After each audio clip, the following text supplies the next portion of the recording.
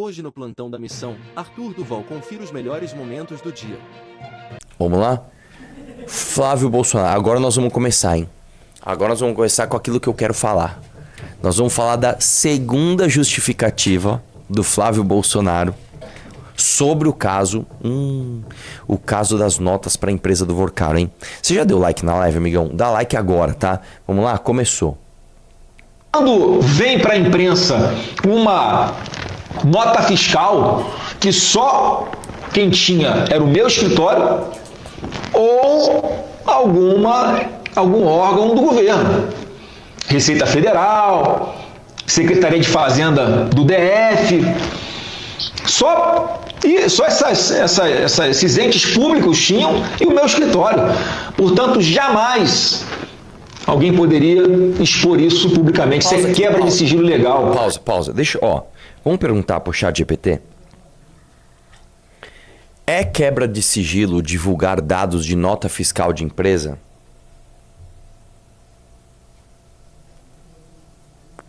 Depende de quais dados estão sendo divulgados e quem os divulga. Se a informação veio de um banco de dados da Receita Federal ou da Secretaria da Fazenda, acessado por um servidor público, alguém que tinha dever legal de sigilo, a divulgação pode configurar quebra de sigilo fiscal, que é proibida pela legislação. Se a própria empresa entregou a nota a um cliente, esse cliente normalmente pode usar a nota para defender seus direitos ou como prova em um processo.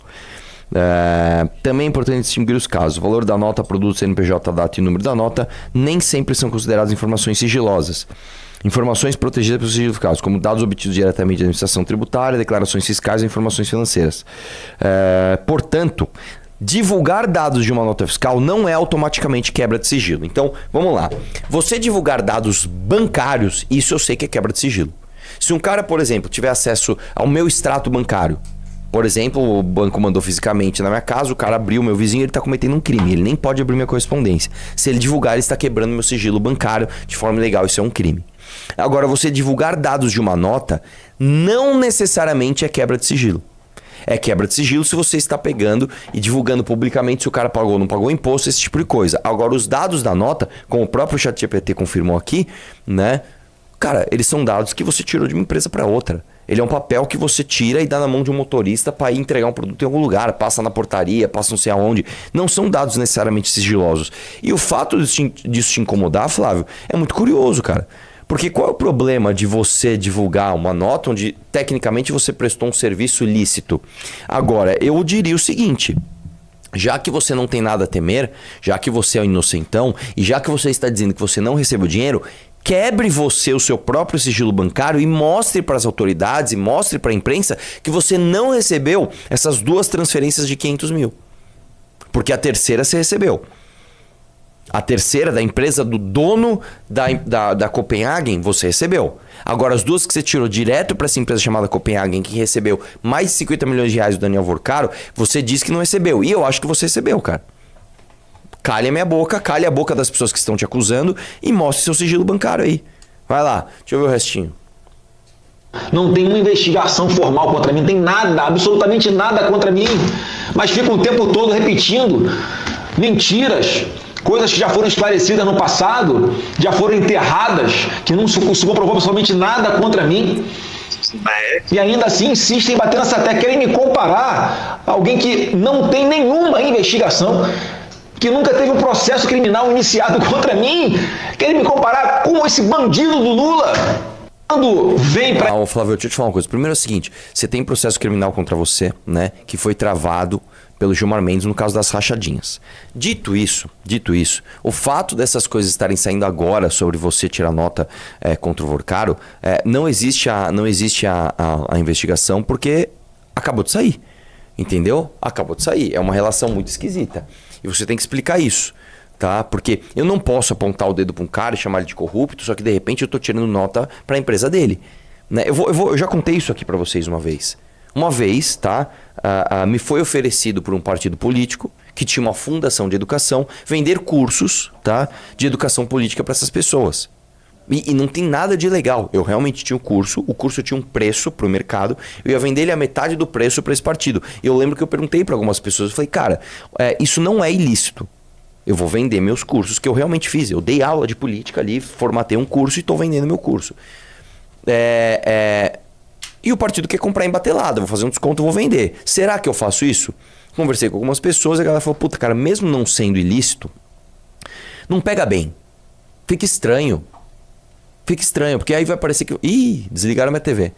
Porque aí vai parecer que você não faz as coisas porque você acredita, porque você, sei lá, quer ganhar dinheiro privado. Parece que você tá com um esqueminha aí pra ganhar dinheiro público de alguém. Falei, puta, cara, que merda, eu não vou vender então. E não vendi. Agora, o Flávio Bolsonaro, que é senador, ele presta serviços advocatícios de R$1,5 milhão para uma empresa do Daniel Vorcaro, velho. Ô, cara, né? Ai, a empresa não é do Daniel Vorcaro. Ô, cara! O cara que é investigado já, o dono da empresa, que eu esqueci o nome agora, Leandro Rodrigues, um negócio assim, ele já é investigado por ser operador financeiro. Ele abre uma empresa com capital social de R$40 e pega um crédito de 57 milhões de reais com o Daniel Vorcaro. Cara, aí não dá, né, velho? Você vai falar que a empresa não é do Vorcaro. Ah, cara, sabe, né? Vamos lá, gente, só para explicar outra coisa que às vezes você também não sabe. Capital social de uma empresa não necessariamente é o que a empresa vale, tá?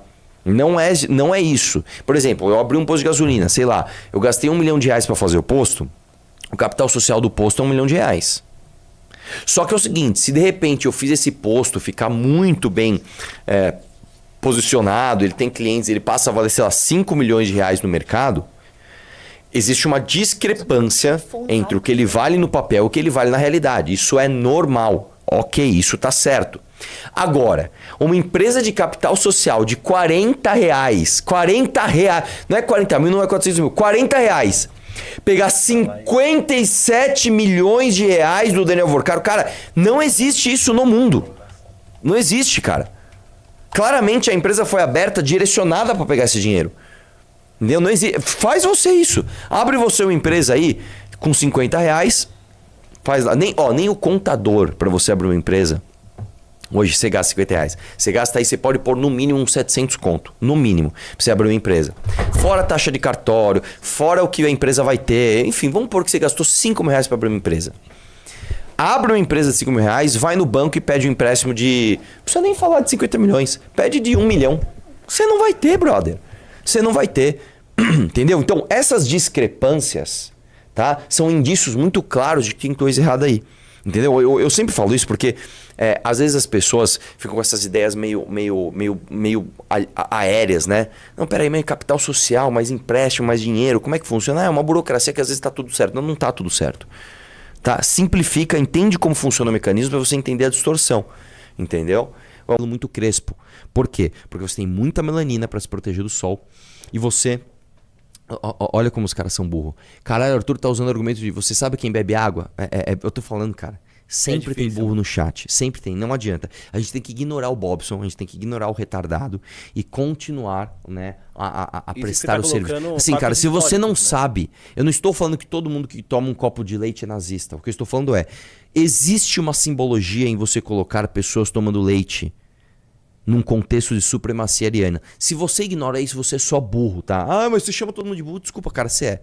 Tá? Você é. Não estou falando que é aquele... Como identificar um idiota? Você pega e fala assim, cara, geralmente o holandês é mais alto que o chinês. Eu conheço um chinês que é mais alto que um holandês. Você é burro. Você é burro, tá? Então vamos lá. O que acontece é o seguinte. O ser humano negro na África, cabelo crespo para proteger a pele da cabeça do sol, tá? Pele preta, para você ter muita melanina e resistir ao sol. Quando começou a subir, quando começou a sair da África e para regiões com menos incidência solar, o que aconteceu? A gente necessariamente começou a clarear, tá? A gente teve que clarear, porque não é que, novamente, a evolução não acontece assim, preciso de tal coisa, aí acontece. Não é isso. As mutações genéticas vão acontecendo e aqueles que mais se adaptam àquele ambiente prosperam. E num ambiente com menos incidência solar, você precisou clarear. Isso aconteceu juntamente com o fato de você estar em ambientes mais frios, onde você tinha escassez de comida. Tendo escassez de comida, o que começou a acontecer com o sistema digestivo humano? A gente começou a digerir lactose de outros animais. A gente começou a digerir leite de cabra, leite de égua, leite de vaca, né? E aí a gente começou a criar tolerância, que se chama lactose.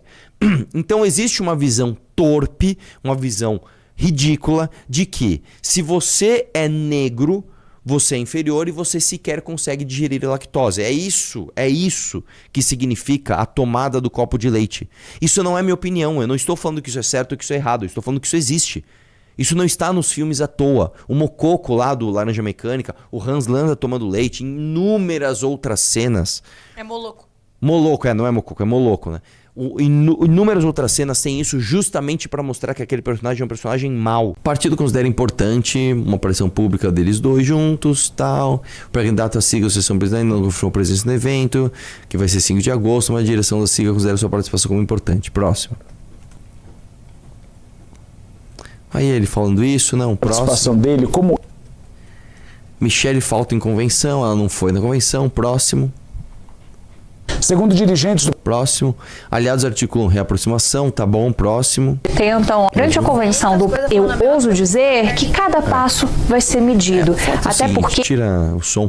O lance é o seguinte, velho. Não tem muito o que falar sobre isso, né? É só falsidade, né? E aí, sai no Brado Jornal isso daqui, ó. Print revela contato de ex-assessor de Michele com jornalista pró-PT, né? Um vídeo de reconciliação entre Michele Bolsonaro e o senador Flávio Bolsonaro, divulgado nas redes sociais em 23 de julho de 26, terminou de uma forma inesperada. Nos últimos instantes da gravação, a reprodução automática de stories no WhatsApp expôs a tela de conversas de quem registrava o material.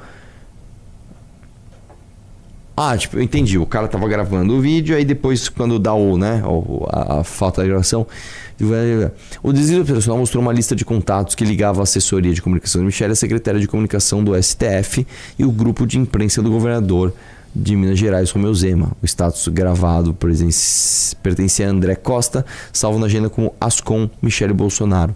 Desce um pouquinho. Nele, Michele falava sobre ter se afastado das articulações políticas, aceitava as desculpas de Flávio, a crise entre os dois. Ele fica falando disso. A tela final aparecia uma lista de um jornalista identificado como Léo, vinculado ao Brasil 247, site fundado por Leonardo Atucci e alinhado ao Partido dos Trabalhadores. Entre os contatos visíveis estavam André Costa, que enviou as 1456 mensagens. Será um prazer receber os materiais, desce aí um pouquinho, da sua lista de transmissão e conhecê-lo.